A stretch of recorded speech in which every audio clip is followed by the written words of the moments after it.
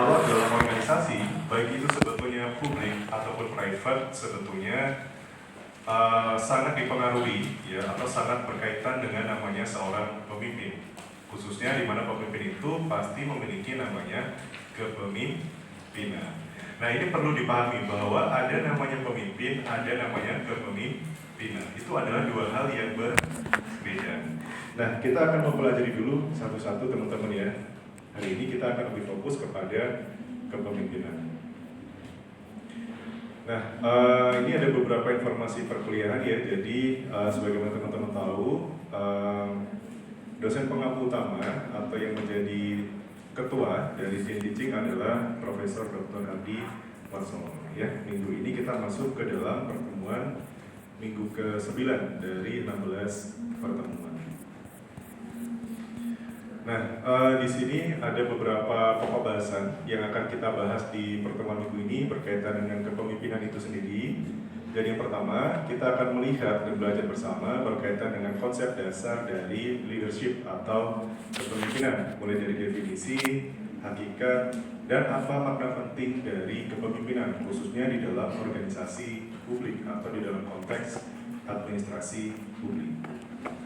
Kemudian kita juga akan bersama-sama mempelajari beberapa teori-teori berkaitan dengan kepemimpinan. Ya, jadi kepemimpinan itu dapat dipandang dalam perspektif sudut pandang teori. Kemudian kita juga akan melihat beberapa contoh dari gaya kepemimpinan dan aplikasi kepemimpinan itu sendiri dalam konteks organisasi publik. Ini menjadi menarik karena saat ini kita cukup banyak ya melihat di pemberitaan berkaitan dengan beberapa sosok-sosok figur. Mungkin kalau di dalam konteks yang paling dekat dengan kita ya, dalam konteks nasional, kemarin teman-teman mengikuti kan? Ada yang membandingkan antara, maaf ya, kepala daerah di Jawa Tengah dengan kepala daerah di Jawa Barat, yang dibanding-bandingkan secara kapabilitas maupun kapasitas. Nah, artinya apa? Sebetulnya kepemimpinan itu juga mewarnai bagaimana proses administrasi publik yang ada di dalam suatu pemerintahan. Nah, di luar itu teman-teman juga lihat dengan eskalasi global, ada konflik antara beberapa negara ya di Timur Tengah, Iran salah satunya, dengan Amerika, yang menjadi pusat perhatian apa? Apakah selalu negaranya? Tidak, tapi juga dilihat dari siapa yang memimpin negara tersebut.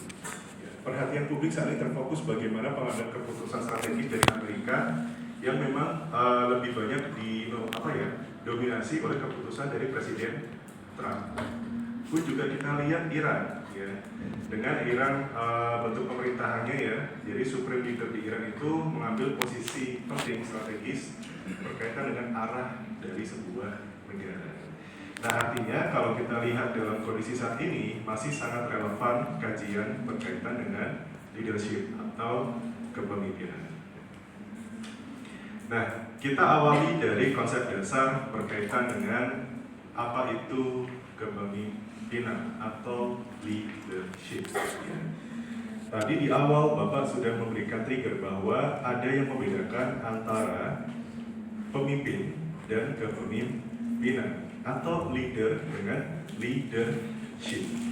Jadi sederhananya apa? Kalau leader itu merujuk kepada subjeknya, orangnya, ya, sebagai seorang pemimpin. Tapi kalau leadership atau kepemimpinan itu adalah sifat, watak atau karakter yang melekat kepada seorang pemimpin. Nah, di sini kita bisa lihat, jadi yang dimaknai sebagai kepemimpinan itu adalah kemampuan seseorang untuk dapat pertama mempengaruhi, memotivasi, dan mengarahkan orang lain untuk mencapai sebuah tujuan bersama.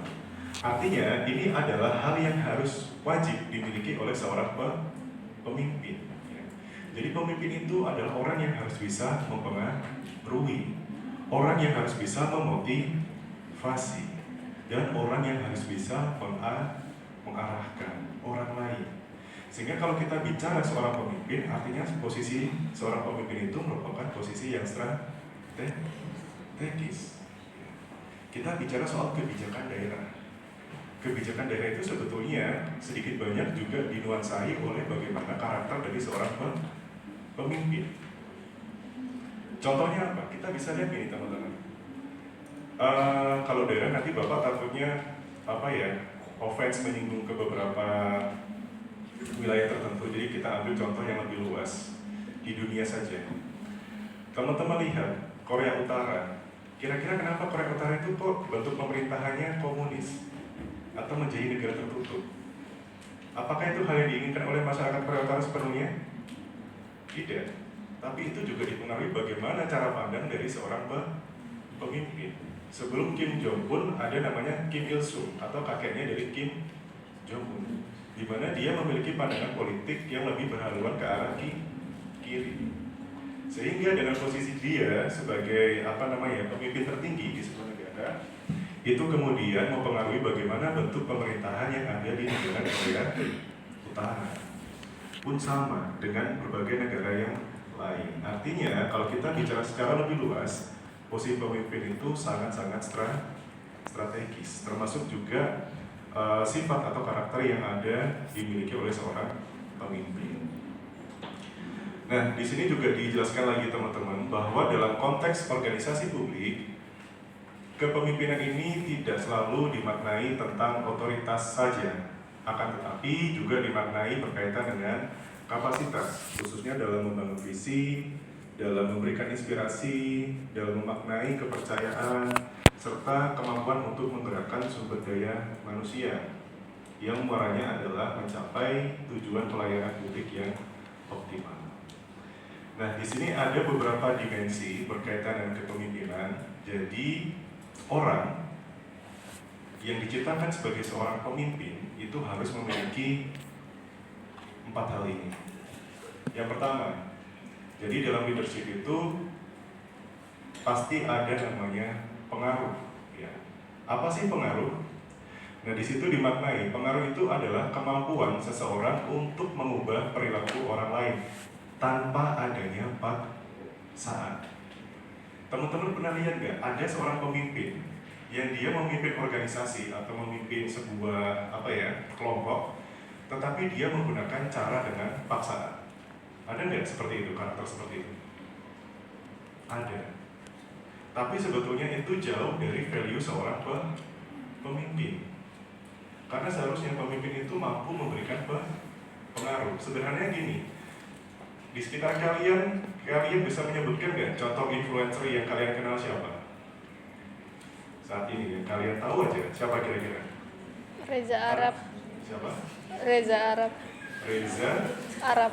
Siapa itu? Bapak nggak tahu. Tokoh politisi atau siapa? Reza Arab. Reza mana? Gak apa-apa, sebutkan, mungkin Bapak ada satu dua yang mungkin Bapak tahu gitu ya.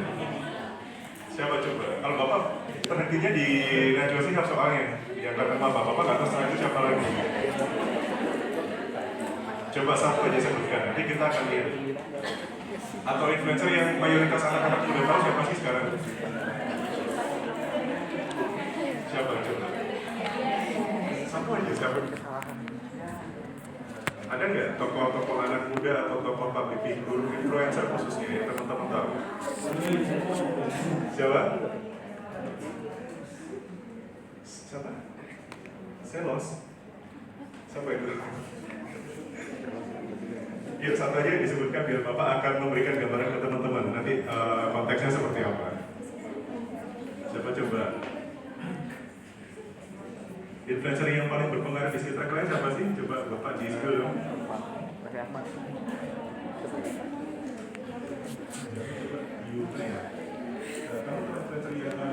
Yang lagi mendapat perhatian publik luas siapa?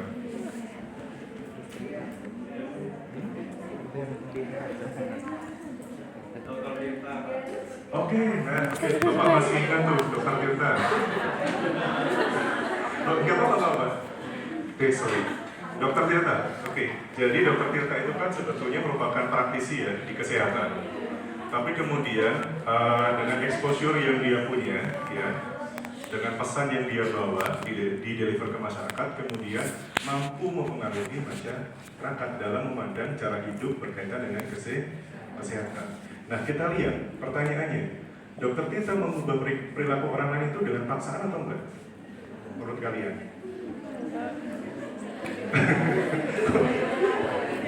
Maksudnya kalian diwajibkan nggak sama dokter Tita atau dengan adanya represi atau paksaan?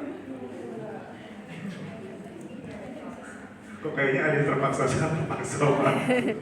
Ya memang mungkin pembawaannya lebih ke strict gitu ya orangnya. Tapi kalau kita lihat sebetulnya pesan yang dia bawa itu sifatnya tidak memaksa, tapi memberikan edukasi tapi dengan cara yang lebih tegas. Itu yang membedakan. Nah artinya apa? Kita bisa lihat sebenarnya dokter Tita itu memiliki salah satu unsur dalam kepemimpinan. Dia punya sense dalam mempengaruhi orang lain tanpa adanya paksaan. Nah jadi seorang pemimpin kalau dia bisa mempengaruhi orang lain dengan paksaan, sebetulnya itu tidak masuk ke dalam karakteristik leadership. Artinya rasa patuh orang lain itu dibangun bukan dari kepercayaan, bukan dari pengaruh, tapi dengan paksaan. Nah teman-teman mungkin besok ya, ini semester berapa sih? 2. Oh 2. Nah mungkin kan teman-teman akan berorganisasi nanti ya, masuk ke himpunan, masuk ke organisasi mahasiswa apapun itu. Kalian akan mampu melihat mana orang yang menjadi pemimpin dengan paksaan, tapi kalian juga akan lihat mana seorang pemimpin yang dia membangun kepemimpinannya dengan pengaruh tanpa adanya paksaan. Dan dalam cara pandangan kepemimpinan, yang dimaksud adalah lebih kepada pengaruh, mempengaruhi orang lain dengan tidak adanya paksaan. Itu adalah salah satu karakteristik dalam kepemimpinan. Nah, kemudian selain pengaruh, kepemimpinan ini salah satu unsurnya adalah motivasi. Jadi seorang pemimpin itu harus bisa melakukan motivasi. Apa sih motivasi itu? Nah, motivasi di sini dimaknai sebagai sebuah upaya untuk mendorong semangat dan komitmen dari anggota organisasi. Nah, kemudian selain pengaruh dan motivasi, seorang pemimpin itu juga seyogyanya harus bisa atau memiliki visi, ya. Visi itu dimaknai sebagai cara untuk mengartikulasikan arah dan tujuan dalam jangka panjang. Sederhananya gini, berarti seorang pemimpin itu, teman-teman mungkin pernah mendengar, pemimpin itu harus visioner. Nah, apa sih visioner itu? Orang yang mampu mengambil keputusan tapi bukan dalam satu waktu tertentu, tapi dalam jangka yang panjang. Nah, jadi seorang pemimpin itu ibaratnya seperti seorang nahkoda. Saat dia mengambil keputusan, dia harus mampu menentukan arah dan apa dampak kepada organisasi atau anggotanya. Harus punya visi yang jelas. Nah, kemudian kepemimpinan ini salah satu unsurnya adalah harus adanya integritas atau dimaknai sebagai upaya untuk menjaga kepercayaan publik atau masyarakat melalui tindakan, melalui etika, dan tentunya dengan perwujudan transparansi. Kalau kita bicara soal konteks administrasi publik, ya, jadi ini adalah konsep dasar dari kepemimpinan. Nah, jadi teman-teman nanti bisa merefleksikan kira-kira bagaimana sih karakter dari pemimpin yang ada di sekitar kita. Apakah memenuhi unsur-unsur ini atau tidak? Kalian bisa lihat itu. Nah, di sini kita juga melihat teman-teman, sebetulnya dari konsep kepemimpinan itu apa sih relevansi, korelasi, serta urgensi dalam sektor publik pada khususnya. Nah, kita pahami dulu ya. Jadi dalam organisasi publik ini itu memiliki karakteristik yang unik, yang dimana karakteristik itu membedakan dari sektor private atau sektor swasta. Apakah itu? Yang pertama, sektor publik ini atau organisasi publik ini dituntut untuk lebih tinggi dalam perwujudan akuntabilitas kepada masyarakat. Kemudian organisasi publik ini yang membedakan dengan sektor swasta itu adalah organisasi publik dihadapkan kepada kompleksitas regulasi. Contohnya apa? Kita bicara organisasi perangkat daerah yang ada di daerah. Mereka biasanya dibuat bingung terhadap regulasi dari pemerintah daerah itu sendiri dan regulasi dari pemerintah pusat. Artinya apa? Sektor publik itu memiliki kompleksitas regulasi. Ya. Kadang-kala regulasinya itu overlapping atau saling bertabrakan. Dan organisasi publik ini yang sangat membedakan dari organisasi swasta itu adalah lebih dekat atau identik dengan namanya tekanan politik. Bapak sering menjelaskan di mata kuliah pengantar ilmu administrasi ya, bahwa kadangkala keputusan birokrasi itu berjalan atau keputusan dalam sektor publik itu seringkali diintervensi dengan keputusan atau kepentingan politik. Makanya dulu di dalam paradigma administrasi ada namanya dikotomi politik administrasi, bahwa politik dan administrasi itu tidak dapat dicampur adukan, harus dipisahkan. Mana yang menjadi mesin politik, mana yang menjadi mesin administrasi. Karena kalau tidak, administrasi tidak dapat berjalan secara objektif atau profesional. Misal, pemerintah daerah mau bangun jalan, yang dilihat bukan urgensitas kebutuhan masyarakatnya, tapi di sana ada nggak pemilih masyarakat memilih dari kepala daerahnya. Jadi pertimbangannya bukan pertimbangan rasional, tapi pertimbangan untung rugi secara politik. Nah, makanya organisasi publik itu resisten terhadap tekanan politik. Nah, sehingga untuk mengatasi hal itu sangat dibutuhkan peran sentral dari seorang pemimpin untuk mampu mereduksi, untuk mampu mengakomodasi berbagai tantangan di organisasi publik.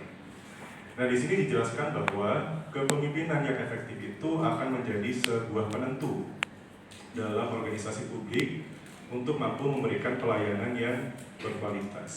Arahnya kemana saja? Jadi yang pertama, kepemimpinan di organisasi publik itu memiliki peran sentral untuk mampu mendorong adanya reformasi birokrasi dan inovasi layanan publik.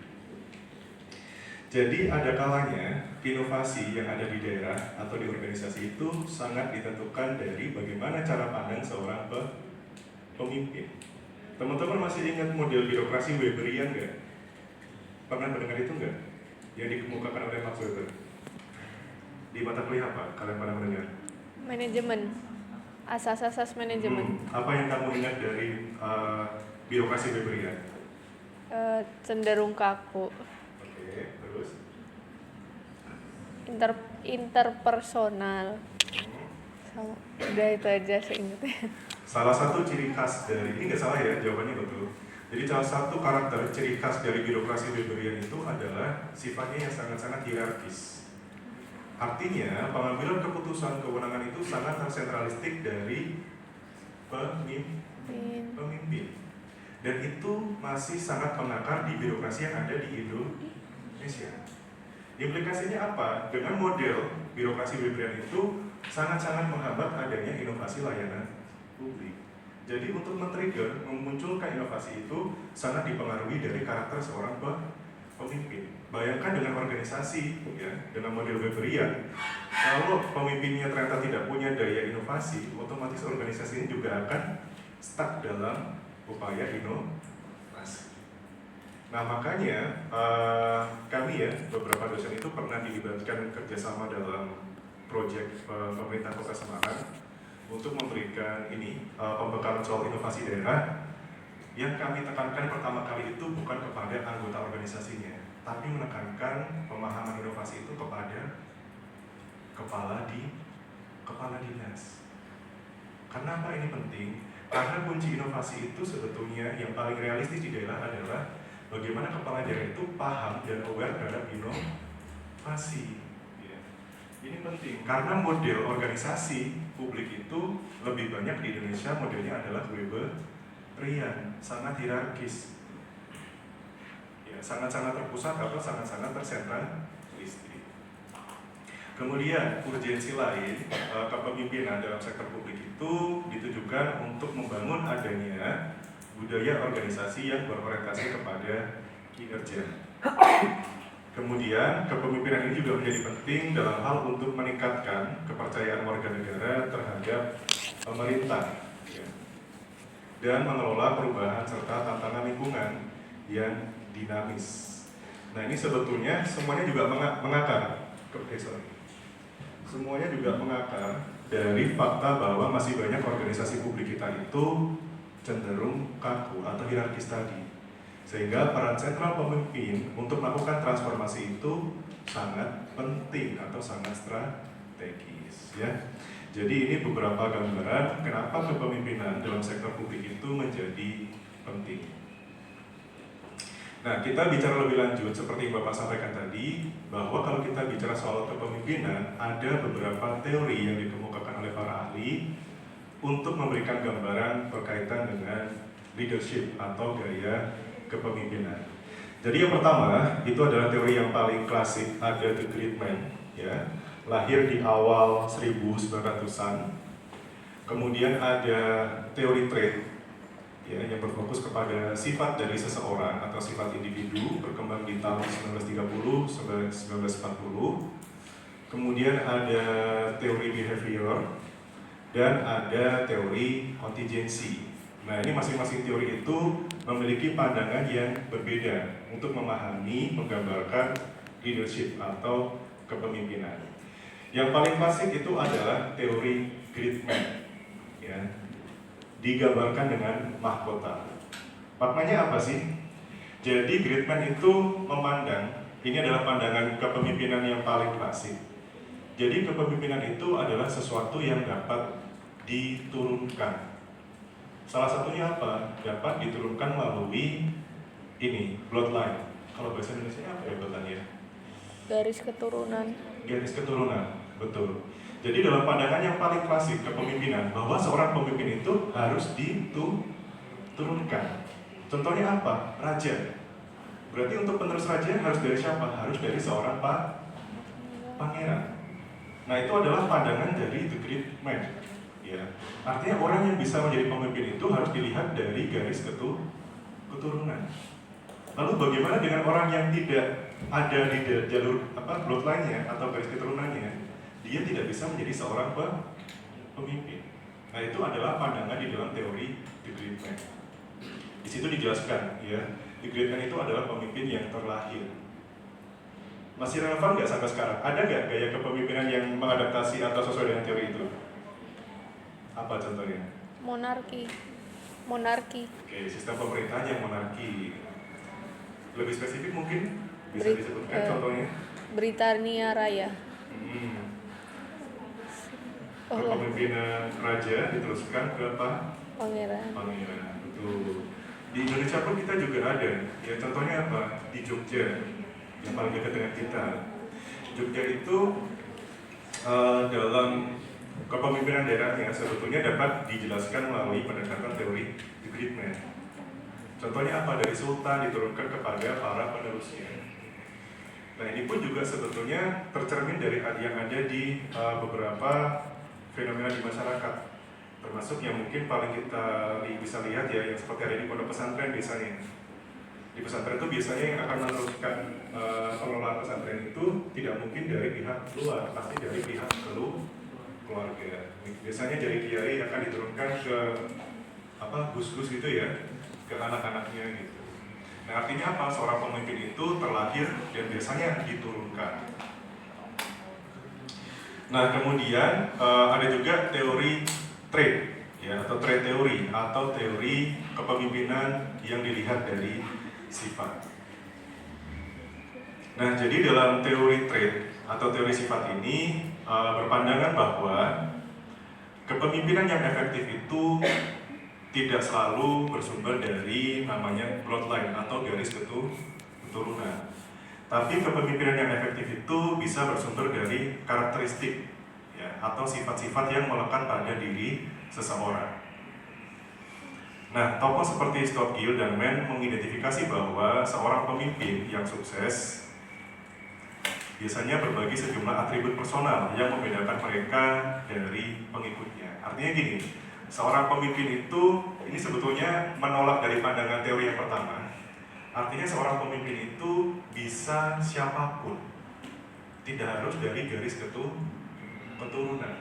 Tapi biasanya seorang pemimpin memiliki karakteristik yang kuat dan khas. Contohnya apa kira-kira menurut teman-teman? Coba kalian identifikasi tokoh-tokoh besar yang memiliki kekhasan sifat. Boleh tokoh-tokoh nasional Indonesia atau mungkin kepala daerah menurut kalian?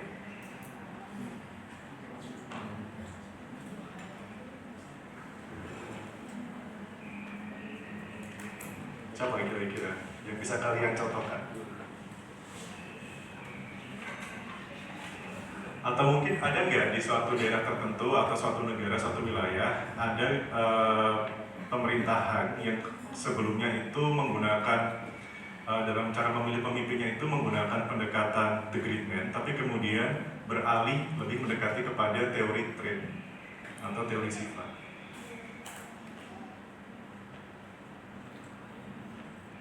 Siapa kira-kira contohnya? Ada yang bisa mencontohkan nggak?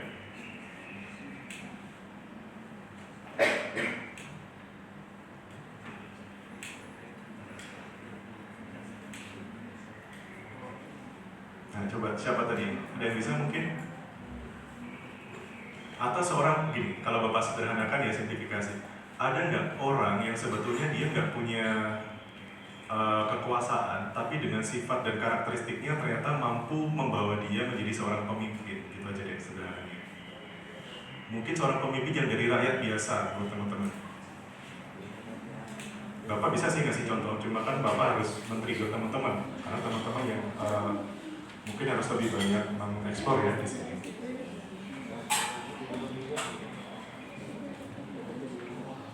Mau di-spill dulu? Di-trigger dulu? Oke. Bapak sebutkan mantan presiden kita ya, Bapak Jokowi contohnya. Loh, betul Bapak Jokowi? Jadi gini, kenapa Bapak Jokowi itu bisa dijelaskan dari pandangan teori straight? Kita coba flashback sedikit. Teman-teman pada era Pak Jokowi jadi presiden, kalian umur berapa? Ntar dulu Bapak harus tanya nih. Kalian kelas berapa? Kelas 6. Iya gitu kan SD? Zaman Pak Jokowi waktu karirnya naik dari wali kota Solo, gubernur Jakarta, kemudian presiden, kalian umur berapa? 3 SD. Ternyata jarak umurnya jauh juga ya. Jadi gini teman-teman, kenapa Bapak contohkan Pak Jokowi? Bapak harapkan mungkin akan lebih dekat dengan teman-teman. Pada saat itu, tidak ada satu orang pun yang mengenal siapa itu Jokowi. Ya. Kemudian, pada saat itu, rata-rata pemimpin di Indonesia, baik itu di level nasional, di level pemerintah daerah, sifatnya lebih kepada seorang pemimpin yang berbasis formal. Ya. Pemimpin dengan pengawalan, pemimpin dengan protokoler gitu ya. Kemudian media menangkap ada salah satu pemimpin di daerah punya karakteristik atau sifat yang berkontra dengan rata-rata sifat seorang pemimpin. Artinya apa? Ada karakteristik yang kuat menonjol di sana. Makanya kalau teman-teman ingat identiknya dulu Pak Jokowi dengan apa sih sifatnya? Salah satunya di framing dengan apa biasanya karakternya? Merakyat, suka belusukan. Akhirnya apa? Citra itu yang dibangun. Kemudian kalau teman-teman lihat, karir Pak Jokowi itu sangat cepat dari wali kota Solo ke gubernur Jakarta ya teman-teman ya. Bahkan gubernur Jakarta belum selesai jabatannya sudah ditawarkan oleh partai politik diusung menjadi calon presiden. Apa yang bisa kita lihat? Bahwa sebetulnya Pak Jokowi itu tidak memiliki bloodline dalam artian garis keturunan sebagai seorang pemimpin, tapi dari karakteristiknya yang kuat dan membedakan yang kemudian mendapatkan perhatian masyarakat, dia diamanai menjadi seorang pemimpin, sifat. Artinya seorang pemimpin itu juga bisa dibangun dari karakteristik atau sifatnya. Nah itu contohnya adalah Pak Jokowi. Bapak menyampaikan, berarti Bapak di sini membranding diri Bapak pro Pak Jokowi enggak? Tapi Bapak berikan contoh. Nah coba teman-teman amati lagi, ada nggak contoh lain yang bisa kalian lihat?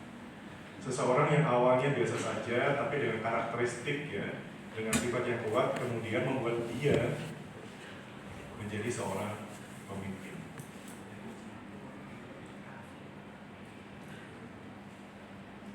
Jangan bilang Dokter Tirta lagi. Siapa kira-kira teman-teman?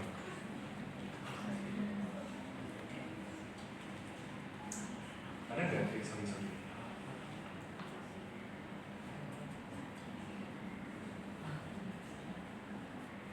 Ada nggak siapa kira-kira? Boleh tokoh internasional. Kalau di Iran tadi ya, super leader Iran itu sebetulnya lebih dipandang melalui the great man teori. Dia menjadi seorang pemimpin karena garis keturunan. Nah coba kalau dijelaskan dari teori sifat siapa pemimpin dunia? Ada nggak teman-teman yang tahu kira-kira siapa? Yang jelas bukan Kim Jong Un ya. Kalau Kim Jong Un berarti lebih kepada The Great Man Theory sebetulnya.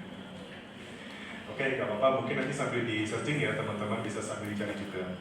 Nah, baik lagi teman-teman, jadi dalam pandangan teori sifat atau trait teori ini, dalam kaitannya dengan administrasi publik ya, di situ disebutkan bahwa dalam konteks administrasi publik, teori ini juga menekankan bahwa pejabat publik itu idealnya harus memiliki beberapa sifat yang melekat, seperti integritas, kecerdasan, dan adanya kepercayaan diri yang tinggi. Ya. Kecerdasan itu maknanya apa sih? Yaitu dimaknai sebagai kemampuan untuk melakukan analisis, khususnya dalam pengambilan keputusan.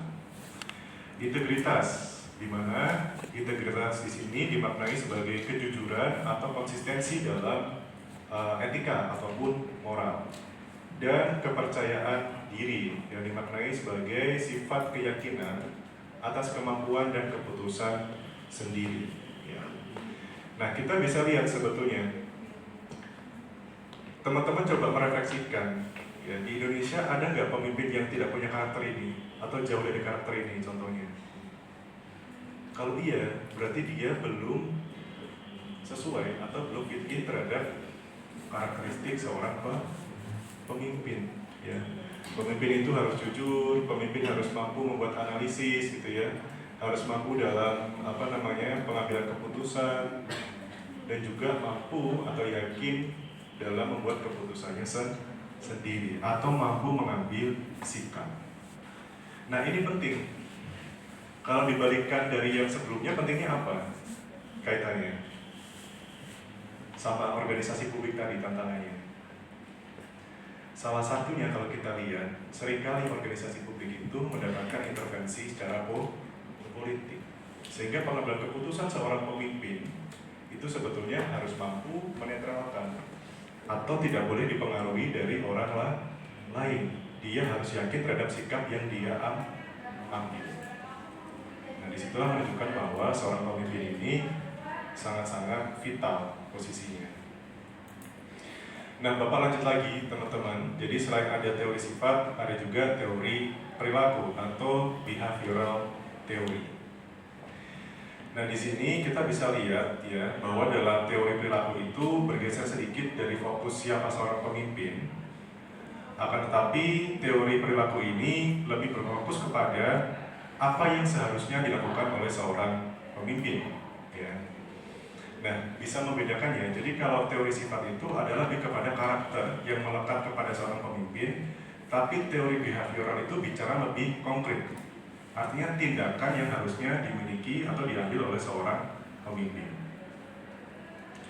Nah, di sini ada dua arus ya dalam teori perilaku atau behavioral theory, yaitu yang pertama adalah orientasi tugas atau initiating structure, dan ada orientasi hubungan atau consideration. Nah, kita lihat satu-satu. Jadi yang pertama itu adalah pemimpin yang memiliki sifat atau orientasi tugas. Di mana di sini pemimpin yang memiliki orientasi tugas itu dimaknai sebagai seorang pemimpin yang berfokus kepada pencapaian target, penetapan prosedur kerja, pembagian tugas, dan pemantauan kinerja dalam organisasi publik. Nah, ini berbeda dengan yang kedua, yaitu pemimpin dengan orientasi hubungan atau consideration, yaitu seorang pemimpin yang membangun hubungan interpersonal yang hangat, memperhatikan kesejahteraan bawahan, dan menciptakan suasana kerja yang saling menghargai. Di sini dijelaskan lagi bahwa pemimpin dengan orientasi hubungan itu penting untuk menjaga motivasi antar pegawai. Nah, kalau kita lihat pada pandangan teori perilaku itu sebetulnya seorang pemimpin harus bisa mengimbangi di antara dua arus ini. Menjadi seorang pemimpin dengan orientasi tugas, tapi juga menjadi pemimpin dengan orientasi hubungan. Tapi rumit nggak menurut kalian? Kerumitannya apa kira-kira dalam menjaga dua hal ini? Kalau kita bicara organisasi, Coba kalian pahami dari penjelasan ini. Terus kaitkan dalam konteks yang lebih nyata. Kira-kira apa yang akan terjadi atau tantangan apa yang akan terjadi berkaitan dengan dua arus dalam teori ini?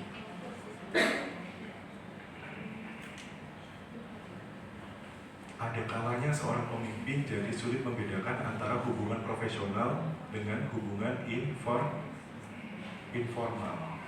Itu adalah salah satu kritikan yang ada di dalam teori perilaku. Jadi sederhananya gini, dalam orientasi tugas, seorang pemimpin itu dituntut harus profesional. Tapi dalam orientasi hubungan, seorang pemimpin itu juga dituntut harus mampu humanis terhadap anggota yang ada di dalam organisasi. Nah, yang menjadi masalah besar adalah bagaimana seorang pemimpin menjaga keseimbangan, menjalankan tugas secara profesional, tapi juga menjalin hubungan yang harmonis. Yang menjadi susah apa? Biasanya gini, yang menjadi susah adalah sebetulnya ini terletak pada organisasi dengan target capaian kinerja yang tinggi.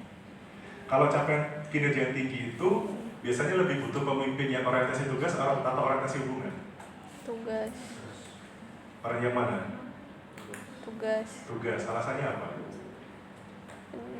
Fokus pada pencapaian target. Betul. Ya. Jadi salah satu itu adalah fokus kepada pencapaian target. Jadi dalam bentuk organisasi dengan pencapaian target yang tinggi, dengan target kinerja yang dituntut, itu lebih berfokus kepada teori perilaku di arus yang pertama. Pemimpin dengan orientasi itu tugas. Nah, ini beda. Kalau sebuah organisasi dia ditujukan untuk untuk pengembangan, untuk riset, lebih membutuhkan yang mana? Orientasi tugas atau orientasi hubungan? Bisa ke hubungan. Kenapa Pak kok bisa ke hubungan? Karena misal gini, organisasi seperti Badan Riset Indonesia itu sebetulnya lebih membutuhkan namanya diskusi. Ya, ada dialektika di sana. Artinya apa? Tidak selalu bicara soal pencapaian tugas, tapi pengembangan pemikiran, pengembangan kapasitas individu. Jadi yang dibangun adalah lebih kepada orientasi hubungan. Nah, ini juga sama. Teman-teman yang nanti masuk di organisasi, entah organisasi HMPS atau di luar HMPS, kalian pasti akan berhadapan dengan hal ini. Kalau kalian menjadi seorang pemimpin, kalian akan menjadi pemimpin yang berorientasi tugas atau berorientasi kepada hubungan. Coba bayangkan, kalau misal kalian di organisasi, pemimpin yang berorientasi tugas, kita kesampingan ini ya, pemimpin yang berorientasi tugas, kira-kira plus minusnya apa? Yang bisa kalian identifikasi? Apa kira-kira tantangan dan peluangnya?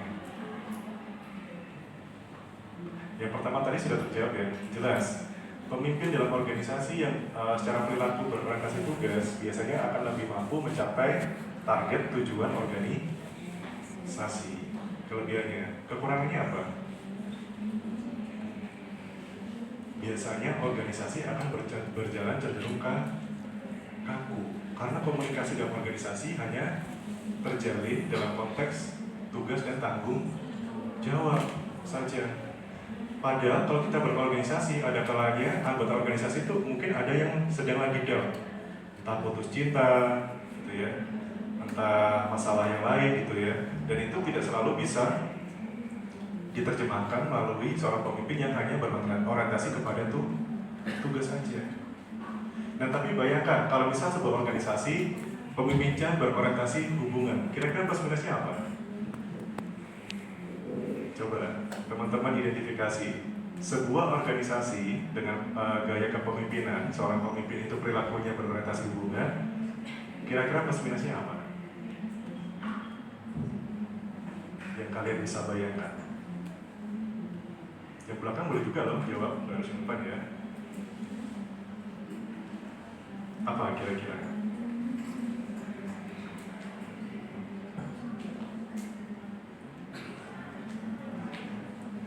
Apa kira-kira coba?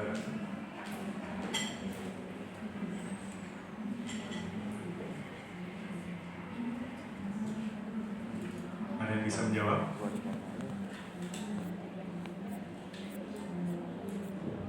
Atau gini, sederhananya ya teman-teman, kalau kalian misal besok bekerja, berorganisasi, kalian berada dalam lingkungan yang terlalu formal dengan lingkungan yang informal gitu ya, lebih cair, kira-kira plus minusnya apa yang bisa kalian bayangkan? Coba dong, Bapak harus, nggak boleh Bapak terus nih, kalau Bapak terus kan harusnya teman-teman yang akan lebih banyak ini ya, bercerita sebetulnya. Ada mungkin? Kalau nggak, Bapak boleh minta satu kertas dong dari yang depan mungkin.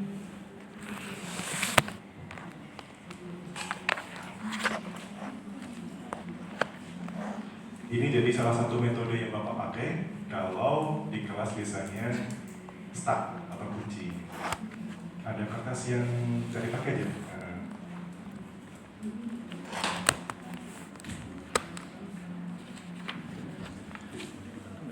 Gimana?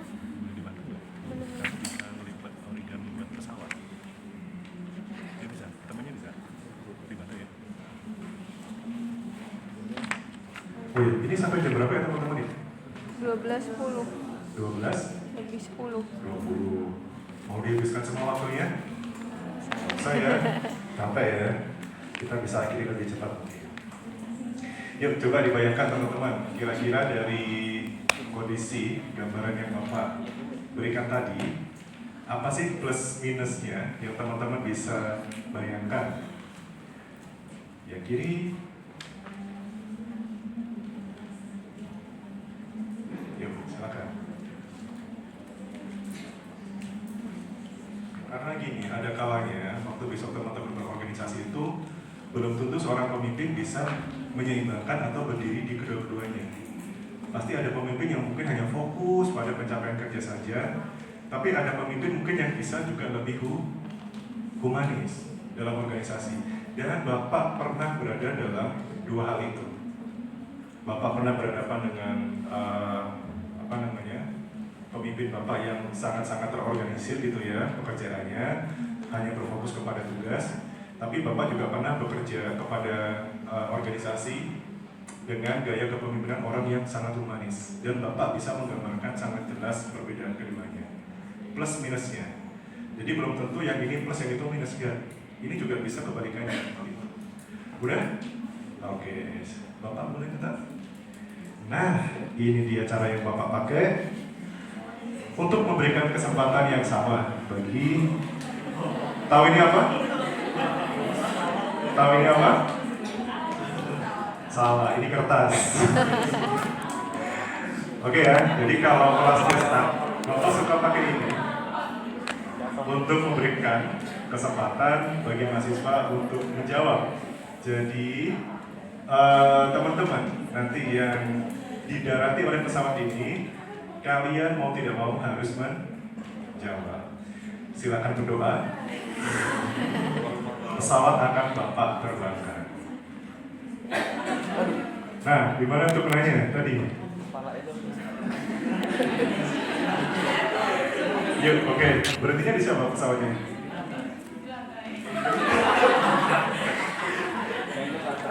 Oke, nggak apa-apa, nggak usah berkedip hati. Coba dong, nama siapa sih? Dipanggilnya? Mia. Oke, menurut Mia nih, kalau misal kamu berorganisasi, menurut kamu seorang pemimpin dengan orientasi tugas maupun hubungan plus minusnya apa sih? Boleh salah satu aja di orientasi tugas atau orientasi hubungan.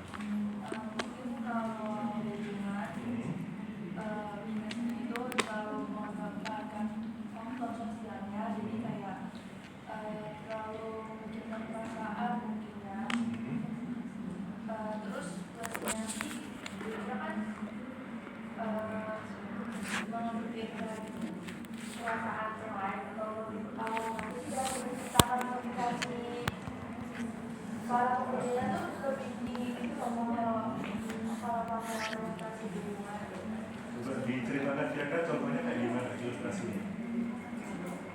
Saya memakai perasaan tadi ya, Bapak, kira-kira kayak gimana?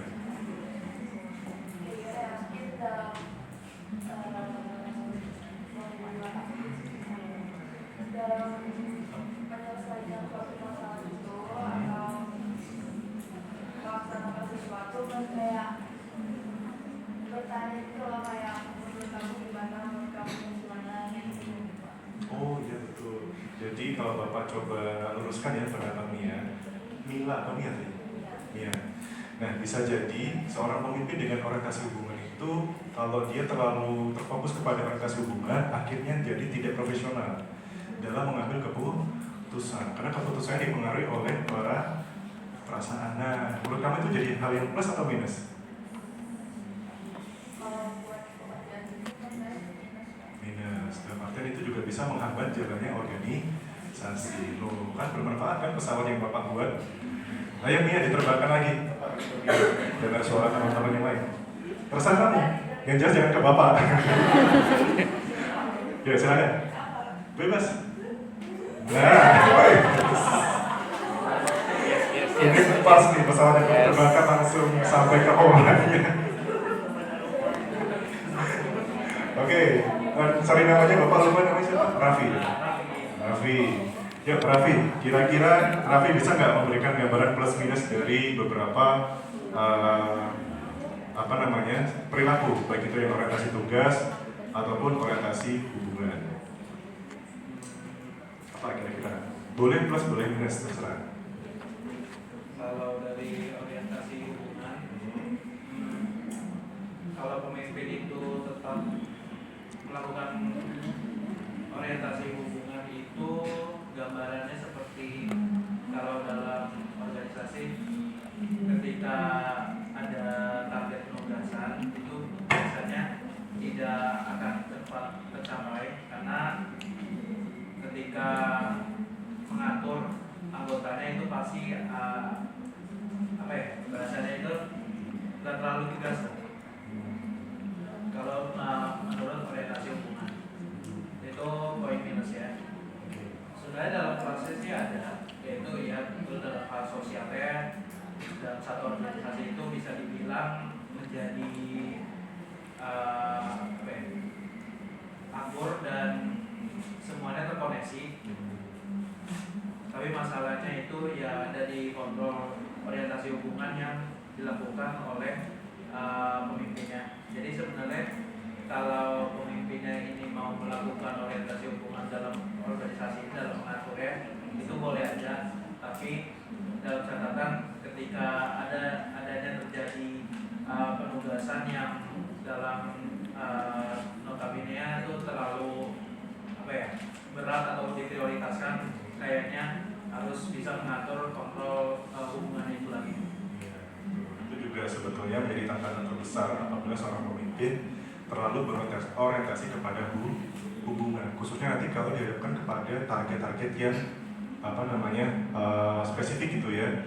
Karena untuk menggerakkan orang ada kalanya tidak bisa selalu dari hubungan yang hubungan impersonal gitu ya. Ada kalanya memang harus diintervensi melalui pendekatan secara profesional. Contohnya apa? Yang pernah Bapak temukan gini teman-teman.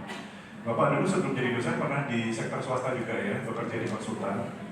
Jadi Bapak masih ingat waktu itu ada tender, bos Bapak waktu itu menugaskan seorang pegawai yang kemudian kebetulan pegawainya itu lagi cuti hamil, saya ingat Bapak. Nah akhirnya apa? Karena waktu itu kebetulan bos Bapak juga cukup humanis orangnya. Oh yaudah nggak apa-apa, silahkan didampingi istrinya.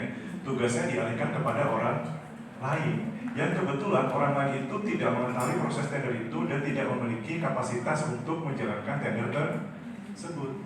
Akhirnya apa? Tender itu gagal dimenangkan oleh perusahaan kami waktu itu. Nah, tapi ada dua sisi.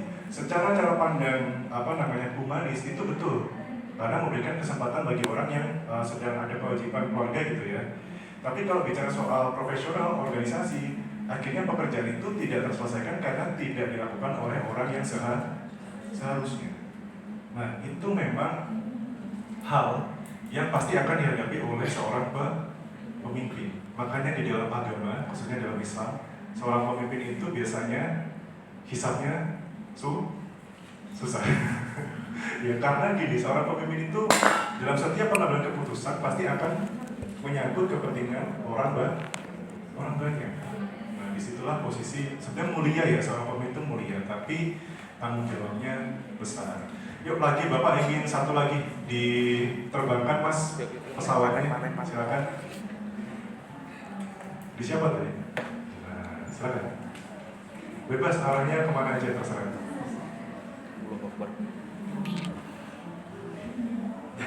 Jangan ke depan ya.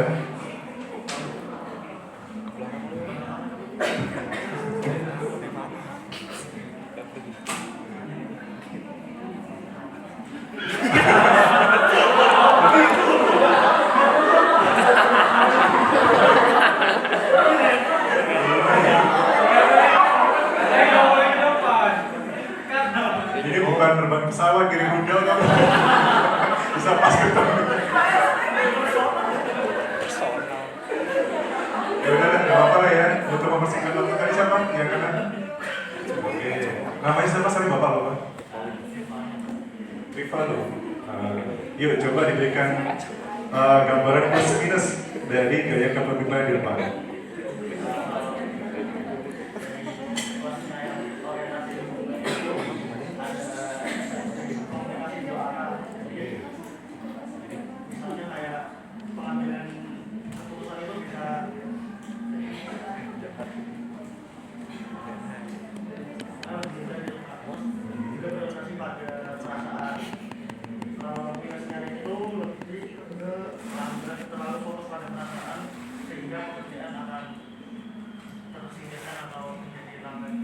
Itu plus atau minusnya?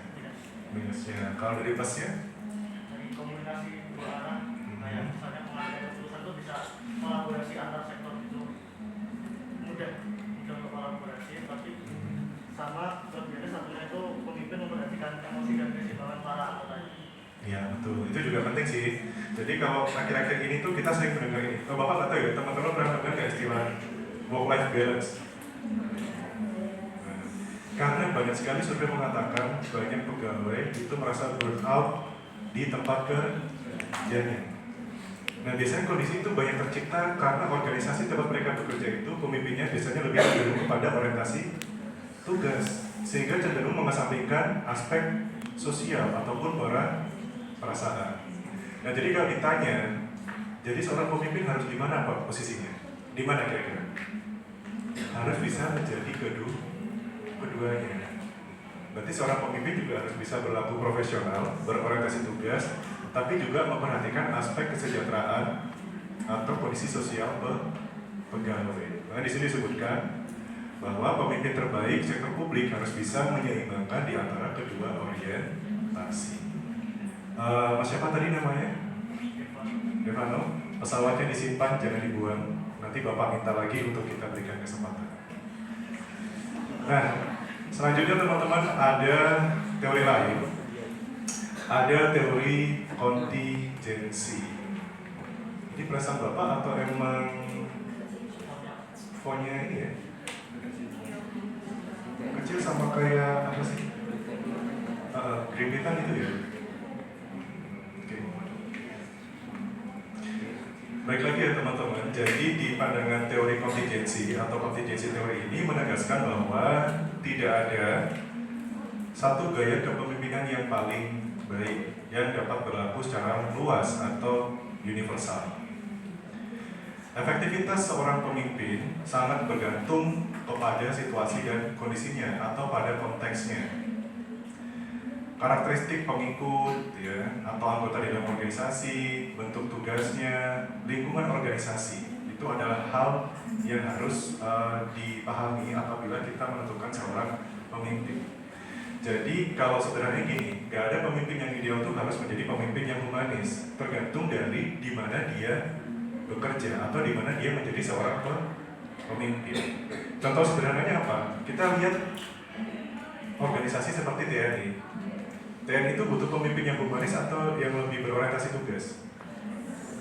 Tugas. Karena militer itu dituntut untuk lebih taktis dan strategis.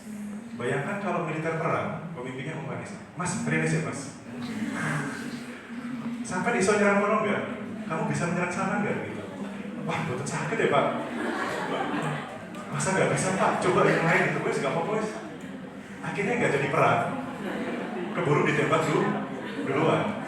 Nah, makanya di dalam pandangan teori kontingensi, pemimpin yang ideal itu nggak ada. Tergantung dari konteksnya, dia dihadapkan pada kondisi seperti apa. Sederhananya begitu. Nah, di sini dalam pandangan ini mulai dari Fiedler, Hersey, dan Blanchard serta House menjadi tokoh utama dalam pengembangan teori kontingensi ini. Jadi yang pertama itu adalah model Fiedler. Ya. Fiedler menjelaskan bahwa efektivitas kepemimpinan itu ditentukan dari kecocokan antara gaya kepemimpinan dengan tingkat kendali situasi ataupun berkaitan juga dengan hubungan seorang pemimpin dan anggotanya ataupun struktur tugas dan kekuatan dari posisinya. Ini pun juga diperkuat dari pendapat Hersey dan Blanchard menjelaskan bahwa kepemimpinan situasional ini menyesuaikan gaya dengan tingkat kematangan atau maturity. Mulai dari bagaimana seorang pemimpin melakukan proses telling, selling, kalau ini lebih dekat kepada sektor private ya sebetulnya pendapat ini. Telling, selling, participating, dan delegating. Kemudian ada juga path goal theory. Jadi di sini dijelaskan bahwa seorang pemimpin yang efektif itu harus bisa memperjelas jalur menuju tujuan, menghilangkan hambatan dan memberikan dukungan sesuai dengan kebutuhan dan harapan bawahan. Jadi kalau kata kunci dari teori kontingensi itu seorang pemimpin menyesuaikan dari situasi dan kondisi atau menyesuaikan konteksnya. Nah, ini yang juga sampai saat ini menjadi diskusi menarik bagi para akademisi, yaitu masuk sebagai gambaran teori modern adalah dualisme antara kepemimpinan transaksional dan kepemimpinan transformasional. Sebetulnya ini berkaitan dari penjelasan Bapak sebelumnya, teman-teman. Coba dibaca dulu ya, Pak.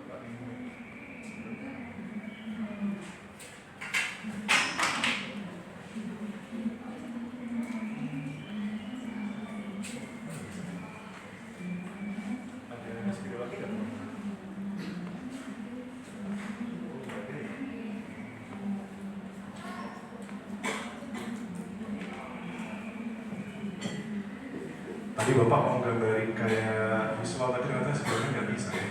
Nggak apa-apa deh. Jadi yang pertama, ini adalah sebetulnya diskusi lama, tapi sampai saat ini ternyata masih relevan dan masih terjadi. Yaitu adalah gambaran dalam teori modern, kepemimpinan transaksional dan transformasional. Dan ini masih banyak dikaji dalam perspektif administrasi publik, ya, dalam kaitannya pengaruhnya terhadap sebuah organisasi. Jadi yang pertama kita bisa lihat dari gaya kepemimpinan transaksional. Apa sih maknanya? Jadi secara sederhana, gaya kepemimpinan transaksional ini didasarkan kepada sistem pertukaran atau exchange. Artinya, seorang pemimpin biasanya melakukan pertukaran atau bisa memberikan imbalan atas kinerja yang baik maupun sanksi dari sebuah pelanggaran. Nah, gaya kepemimpinan ini cocok untuk sebuah situasi yang rutin, terstruktur, seperti pengelolaan anggaran, SOP pelayanan publik, dan sebagainya, yang lebih berfokus kepada kepatuhan dan efisiensi serta prosedural. Nah, ini berbeda, jadi ada juga gaya kepemimpinan transformasional, di mana pada gaya yang kedua ini seorang pemimpin itu lebih banyak menjadi inspirator gitu ya, menginspirasi bawahan dalam organisasi untuk melampaui kepentingan pribadi demi tujuan organisasi yang lebih besar. Biasanya ditandai dengan visi yang kuat, stimulasi intelektual, perhatian individual, ya seperti yang Bapak jelaskan sebelum tadi. Dan ini cocok atau sesuai, relevan untuk organisasi misal yang menghadapi proses reformasi birokrasi dan menciptakan inovasi layanan publik. Ada yang mengatakan, jadi sederhananya, kepemimpinan transaksional itu biasanya seorang pemimpin yang terlalu berfokus kepada cara pandang take and give. Take and give itu artinya apa? Biasanya seorang pemimpin hanya memberikan motivasi, hanya memberikan perhatian apabila pegawai itu mampu berkontribusi secara besar. Itu kepemimpinan transaksional, sederhananya adalah take and give atau exchange. Nah, ini beda dengan transformasional. Transformasional tidak menekankan kepada adanya imbalan atau exchange atau take and give. tapi lebih kepada menekankan bagaimana seorang pemimpin mampu memberdayakan anggota yang ada di dalam organisasi.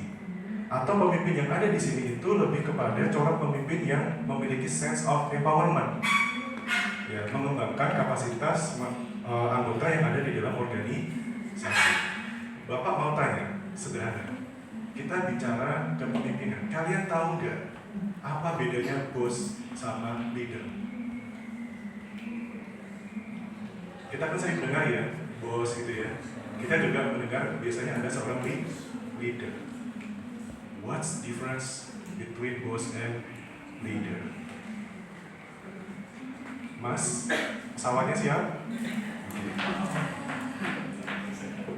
Silahkan diterbangkan. Nah, siapa tuh yang kena? Coba dibantu siapa tadi yang mendapatkan pesawat kiriman masnya? Bapak pernah hafal ya Bapak? Siapa? Oke, namanya siapa sorry? Azra. Nah, Azra pernah mendengar istilah bos nggak? Di mana kamu mendengar istilah bos? Di kantor. Kamu pernah kerja sini? Mungkin pernah magang, sorry kan kita harus berhusnuzon ya. Kemarin Bapak tanya juga, kamu pernah mendengar istilah bos dari mana? Teman saya Pak suka manggil temennya bos, bos gitu. Ya nggak salah sih, tapi kan konteksnya Bapak nggak bilang gitu. Coba-coba, siapa Zara ya? Oh sorry, Azra. Oh Azra, oke. Menurut Azra, apa sih yang membedakan antara bos dan leader itu? Menurut saya kalau bos itu tuh lebih kayak memerintah bawahannya untuk menyuruh pekerjaan. Sedangkan kalau leader lebih kayak kerjain bareng-bareng dan memberi bimbingan kepada bawahannya dan mengerjakan bareng-bareng pekerjaan.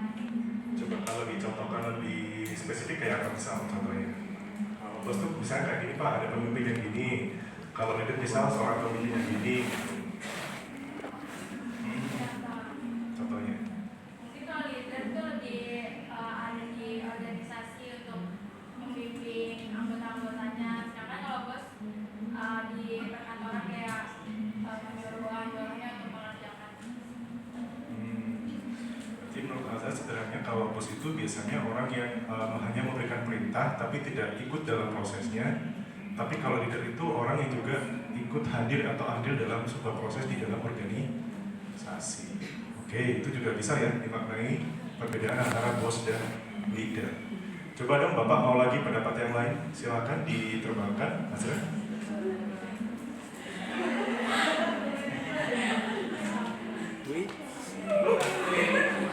Siapa tadi yang kena coba? Siapa ya? Semuanya ke depan. Kalau jatuhnya ke situ siapa yang ambil? Yaudah ya, Bapak acak lagi satu aja untuk menjawab apa sih yang membedakan antara bos dan leader dari yang teman-teman pahami atau tahu.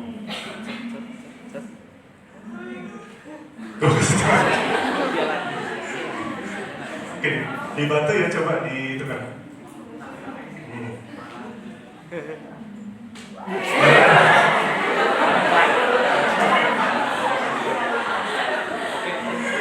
Oke, namanya siapa? Dira. Oh Dira, sorry. Nah, menurut Dira, kamu pernah dengar istilah leader dan bos?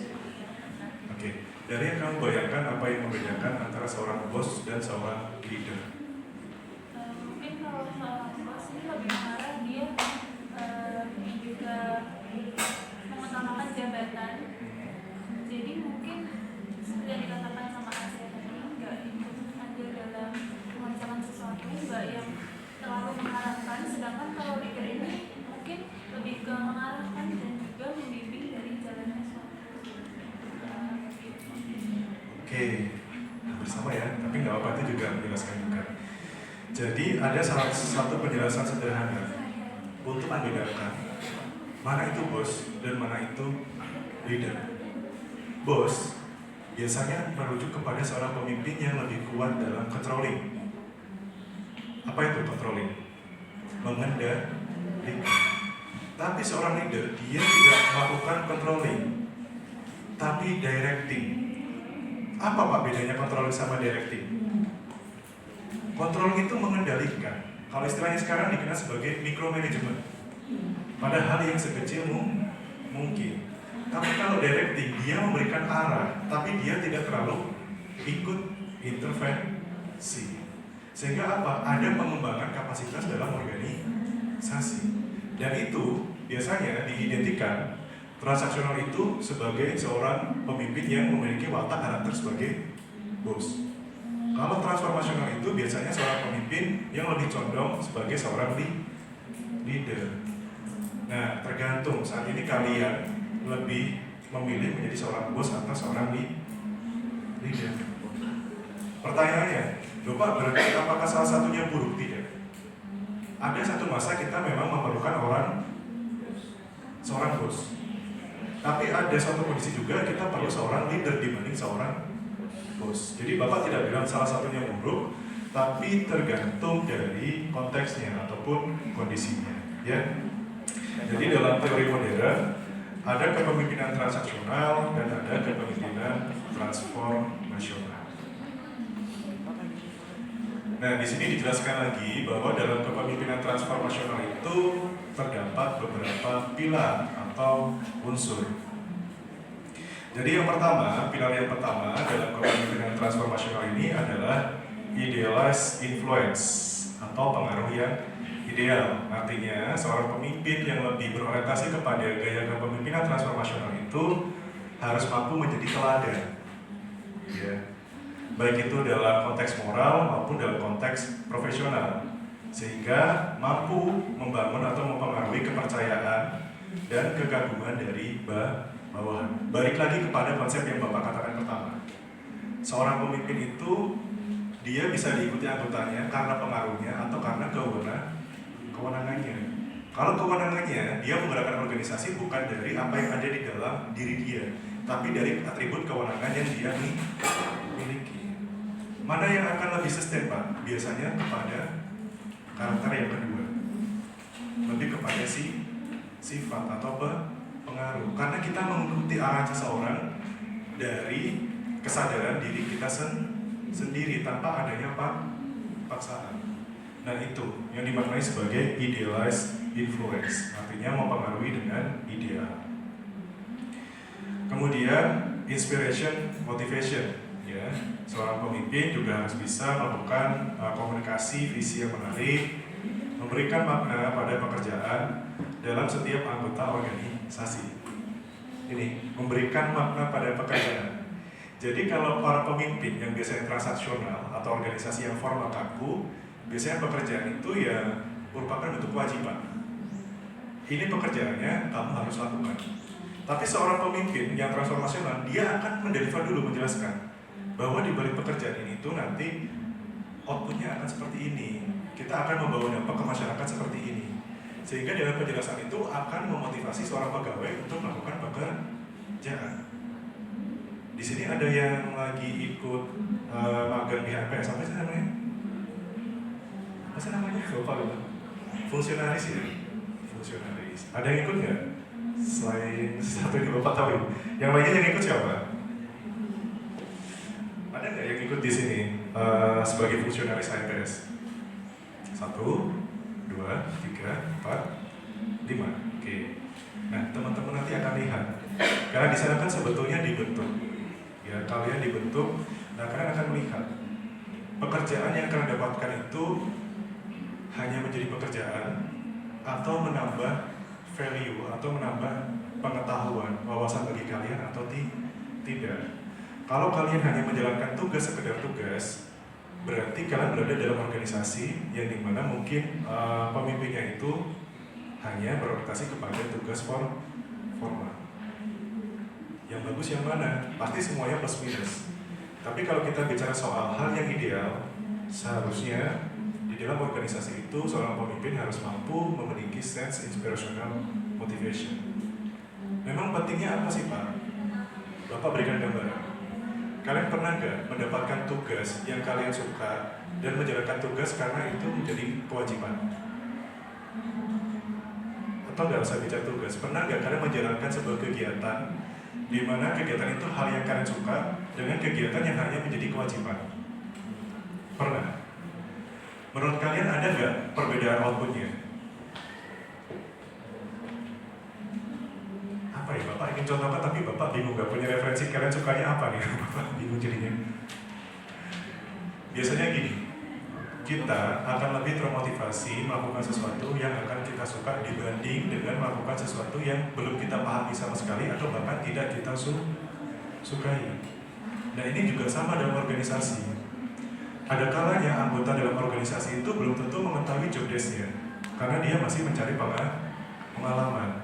Sehingga kita tidak bisa hanya menjelaskan tugas saja, tapi diberikan pengarahan, diberikan motivasi. Agar harapannya apa? Anggota dalam organisasi itu memiliki gambaran, kemudian memiliki keinginan dalam hatinya atau dirinya sendiri. Jadi dibangun bukan berdasarkan perintah, bukan dibangun berdasarkan tekanan. Kalau dibangun hanya berdasarkan perintah dan tekanan, ya lagi akhirnya menjadi burnout tadi. Ya, itu pun juga bisa berdampak bukan hanya secara personal bagi anggota organisasi, tapi juga pencapaian besar dalam organisasi. Itu kondisinya.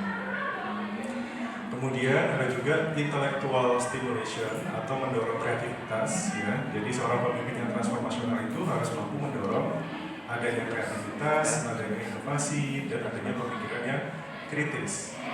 Kemudian dalam kepemimpinan transformasional juga ada individualized consideration atau perhatian terhadap kesejahteraan individu. Ini juga penting. Jadi harapannya apa? Kalau kita dalam sebuah kelompok, kita diperhatikan pada hal yang kecil, misal, kalian merasa senang nggak? Coba perhatian kecil apa sih yang membuat kalian senang? Ada nggak perhatian kecil yang membuat kalian senang? Oh saya suka Pak kalau misal saya disapa, saya disebutkan nama lengkapnya gitu. Jadi saya merasa dianggap ada gitu. Ya mungkin ya, kita kan nggak tahu. Jadi preferensi orang tuh beda.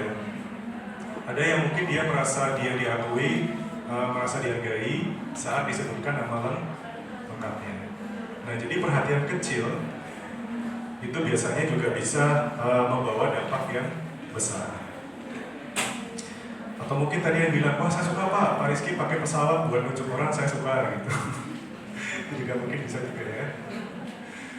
Nah, balik lagi ya teman-teman, itu tadi beberapa gambaran teori dalam kepemimpinan. Di sini juga kita akan bahas beberapa gaya-gaya kepemimpinan, khususnya dalam organisasi publik. Tapi sebelum lebih lanjut, mungkin Bapak berikan kesempatan mungkin bagi teman-teman yang ingin bertanya ataupun ada hal yang menarik untuk kita diskusikan. Bapak silakan.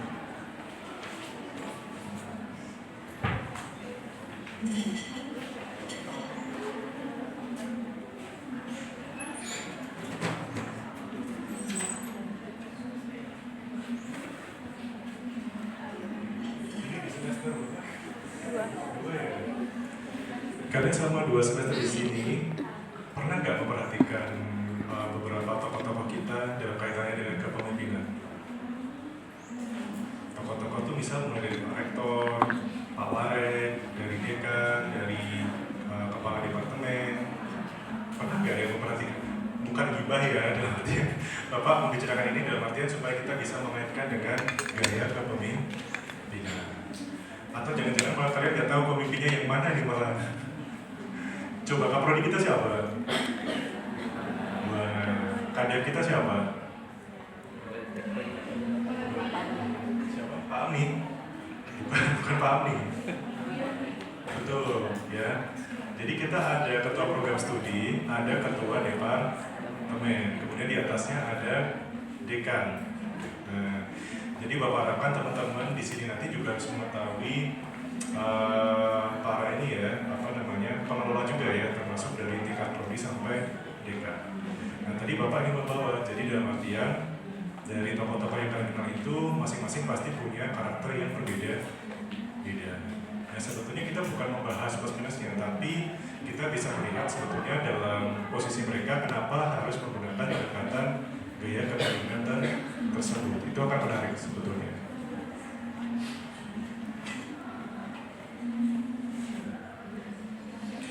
Nah ini ya teman-teman, mungkin kalau digambarkan secara visual, terdapat beberapa spektrum gaya kepemimpinan.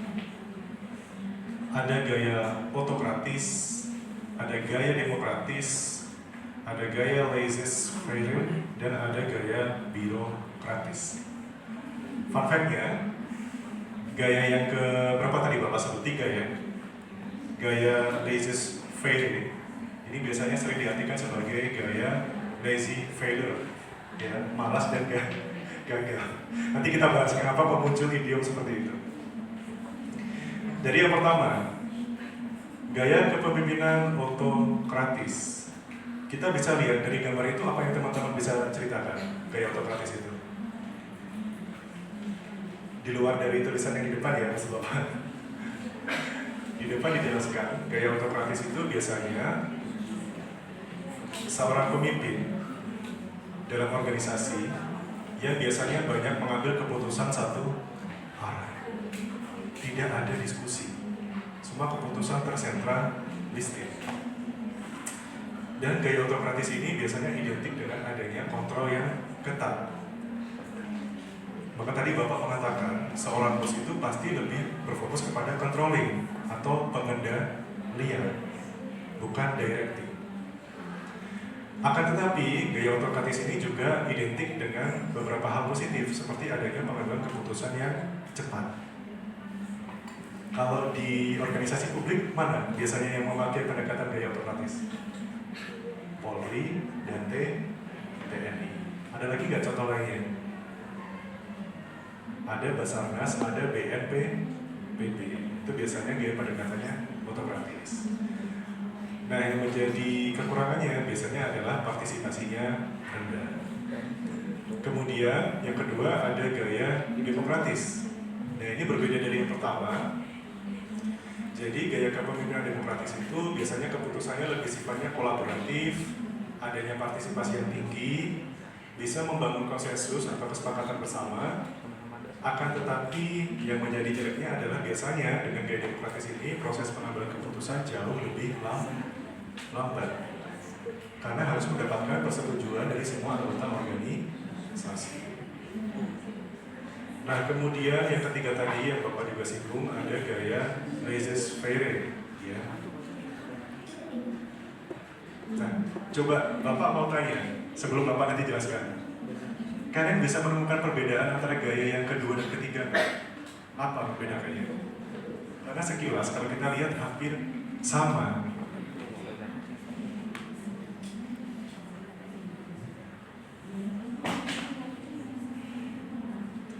Tadi sampai siapa ya? Nah, coba dong dilemparkan. Diterbangkan.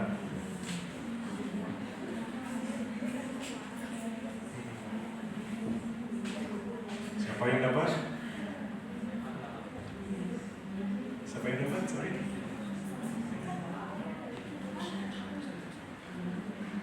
Ada yang dapat nggak tadi pesawatnya?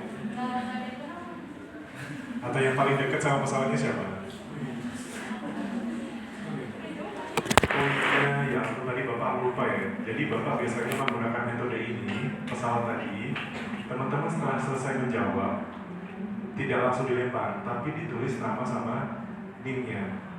Jadi nanti begitu pesawatnya Bapak ambil di sesi akhir, Bapak sudah punya catatan keaktifan kelas. Tadi perlu ditulis ya? Yaudah, nanti yang teman-teman merasa menjawab, maju ke depan, dituliskan di pesawatnya ya. Nanti akan menjadi nilai keaktifan. Yuk, yang tadi dapat siapa? Siapa? Boleh yang tangan? Oke, namanya siapa sebenarnya? Zulfa.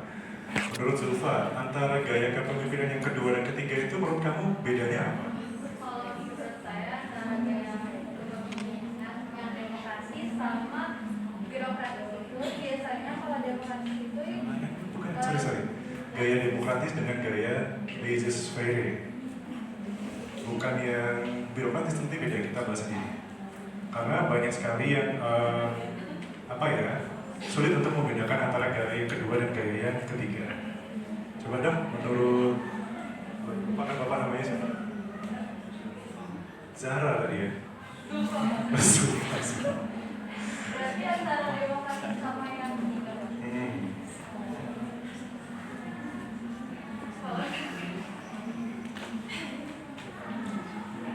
Kalau menurut saya, kalau yang demokratis ini kan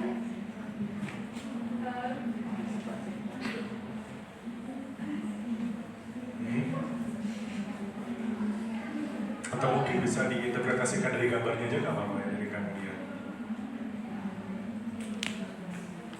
kalau demokratis itu menurut saya kerjanya itu biasanya jadi yang dan kebersamaan itu kan gambarnya kayak bareng-bareng gitu kan, jadi lebih kayak kebersamaannya lebih terus kayak lebih bersama gitu. Terus kalau yang ketiga itu gayanya itu lebih ngasih kebebasan penuh sama anggotanya, jadi kayak lebih minta kemandirian dan sama itu salah satu. Nah, betul. Tadi ada satu kata kunci yang Bapak ingat. Kemandirian sebetulnya di sini makanya adalah otoritas secara penuh. Jadi kalau di gaya demokratis itu memberikan kesempatan tapi juga tidak melepas pengaruh. Ya, artinya ada proses komunikasi dua arah di sana. Dia juga hadir tapi dia juga membangun, merich anggotanya. Tapi di gaya laissez-faire yang membedakan adalah seorang ketua itu hadir tapi sifatnya adalah remote. Dia hanya mengawasi dari jauh. Secara penuh, anggota dalam organisasi diberikan otoritas atau kewenangan secara mutlak. Nah, makanya digambarkan di situ pemimpinnya di dalam organisasi dengan gaya laissez-faire itu lebih santai. Karena dia sifatnya hands off atau lepas tangan.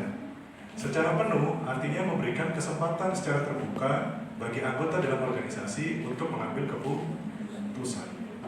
Makanya tadi idiomnya adalah bukan laissez-faire tapi lazy failure, ya. Malas dan bisa gagal. Tapi kalau ditanya, apakah ini buruk Pak? Enggak juga. Tergantung pada konteksnya. Untuk bidang organisasi yang membutuhkan kreativitas, ide-ide, gaya laissez-faire ini bisa sangat membantu untuk menciptakan adanya inovasi atau mendorong motivasi anggota. Dan kemudian ada gaya birokratis. Jadi yang paling umum ditemui di birokrasi pemerintahan ya. Biasanya gaya kepemimpinannya berbasis kepada aturan, melalui proses atau prosedur, kepatuhan yang tinggi, yang konsisten, kemudian dihadapkan pada fleksibilitas yang terbatas. Jadi contohnya seperti orang yang ada di dalam birokrasi pemerintahan. Biasanya gaya kepemimpinannya seperti ini.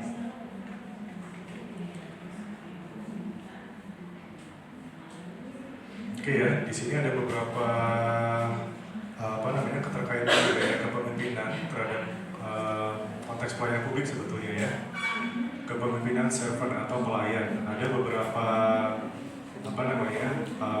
poin apa yang harus dipenuhi oleh seorang pemimpin yang berbasis kepada pelayanan. Ya. Yang pertama jelas seorang pemimpin harus mau mendengarkan, ya, atau mendengarkan aktif kebutuhan masyarakat. Juga harus mampu untuk membangun kepercayaan kolektif atau membangun public trust atau komunitas dan seterusnya ya. Nanti teman-teman bisa baca untuk yang ini. Nah ini juga ada lagi adaptive leadership atau kepemimpinan yang adaptif.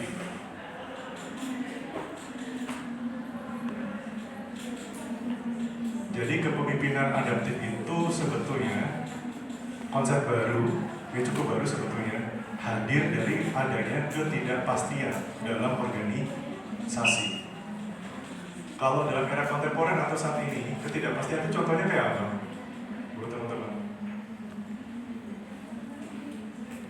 Bisa dari ketidakpastian regulasi atau ketidakpastian kondisi sosial, bahkan ketidakpastian kondisi politik. Sehingga itu harus bisa diakomodir oleh seorang pemimpin. So, di situ dicontohkan ketidakpastian bisa untuk menghadapi masalah teknis ataupun adaptif. dan seterusnya ya. Nanti teman-teman bisa baca ini. Coba Bapak. Ini juga ya, ini beberapa case, beberapa contoh bentuk aplikasi kepemimpinan dalam organisasi publik di Indonesia. Misal di sini ada kepemimpinan reformasi birokrasi ya. Di antaranya ada pelatihan assessment center di Indonesia, ada pengembangan kompetensi kepemimpinan dari PKN 1, 2, 3 dan seterusnya di lembaga administrasi negara. Kemudian juga ada evaluasi kinerja, itu sebetulnya juga untuk memantau bagaimana seorang pemimpin membawa sebuah organisasi dalam mencapai kinerjanya. Nah, ini ada beberapa contoh kepemimpinan yang visioner, pelajaran dari best practice. Oke, kita kesampingkan ini. Bapak ingin coba tanya, karena tadi kan kita sudah diskusi panjang lebar ya. Pertanyaannya simpel. Saat ini, menurut kalian, siapa seorang pemimpin di Indonesia, di daerah atau di luar negeri yang dapat dijadikan role model? Alasannya apa? Simpel ya pertanyaan Bapak. Gak usah berbasis kepada teori dan konsep, tapi jelaskan, dikaitkan dengan materi yang tadi Bapak jelaskan. Ya, Bapak rasa di umur kalian sekarang kan pasti sudah punya banyak informasi ya, pengetahuan soal pemimpin. Mungkin, oh saya ini Pak, saya suka gaya kepemimpinan dari Kang Deddy Mulyadi atau KDM. Ditanya, alasannya apa? Itu Bapak Aing katanya. Biasa tahu ya, kamu dari Sunda tapi jawabannya bukan gitu. Yuk, Bapak ingin